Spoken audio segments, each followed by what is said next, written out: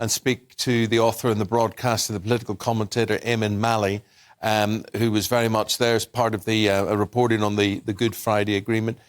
Eamonn, I don't know about you, but you go back 25 years and we see the charisma and the leadership of Bill Clinton and the role America played in bringing the peace about.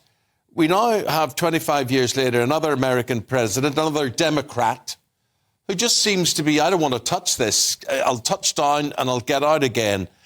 Is it a bit disappointing, Biden's role in all of this?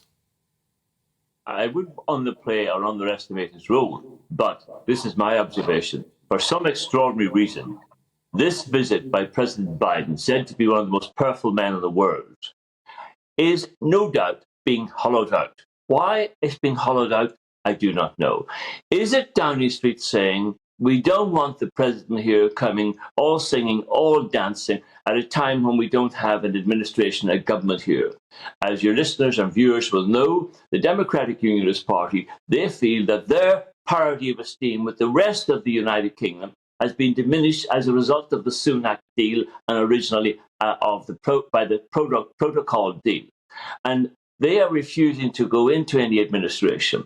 Now, the authorities at Stormont have spent months and months planning for this visit. There was an anticipation, an expectation, a hope that President Biden would be invited to Parliament buildings to address the members of the Assembly, but the Democratic Unionist Party will have nothing to do with going back into the Assembly on the grounds of their allegation or charge that the European Court of Justice is the superior court when it comes to trade in Northern Ireland. Now, that is perfectly understandable that the European Court would have jurisdiction here because Northern Ireland, unlike the rest of Britain, has remained within the single market. That's the facility and perceived advantage afforded us because we are bordering a land border with Europe.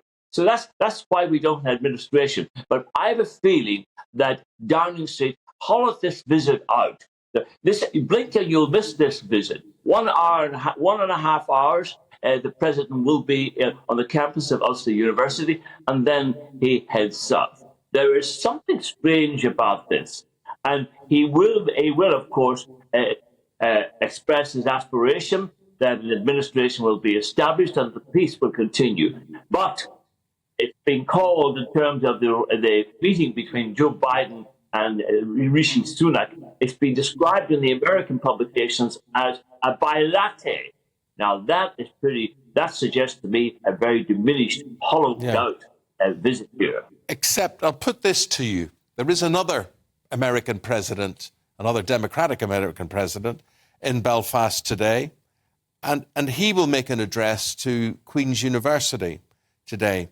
Could he, Mr. Bill Clinton, or indeed Hillary Clinton, steal the show? Well, there's no doubt about it that there will be a lot of attention focusing on the Clintons because they were so centrally involved. Bill Clinton was critical in the final hours of the Good Friday Agreement, personally ringing David Trimble when he was in a deep, deep hole, organised by Tony Blair. And Mr. Clinton also called Gerry Adams. And David Trimble, who was a rather intractable type of individual, but he liked a little stardust on his shoes when the president called. I remember in the early hours, and I remember David Trimble's aides coming out and in whispered tones saying, "Oh, the president called the leader," and that did the trick. So Bill Clinton was very involved. But this visit, comparable to the great heady days of the Clintons' visit, this is just a flash in the pan as far as I could see. It's being pared back. Eamonn Mallie, good to get your thoughts this morning. Thanks very much indeed. Yeah.